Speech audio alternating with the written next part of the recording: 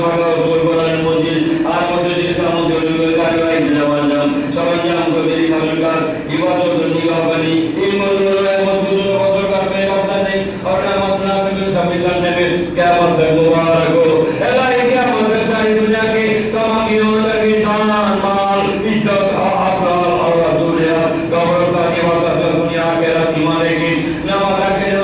दुआ है अल्लाह अपने दिल और बात और सुनो और कामे मस्जिद के मोहम्मद के मुताबिक काम करने की पवित्र तरीका सुनता जीवन दुनिया बनी इल्म मौजूद में एक तो गुजर बदल करने का चाहिए और कियामत ना तक मंजिल में शामिल करने में कियामत तक मुबारक हो ये Allah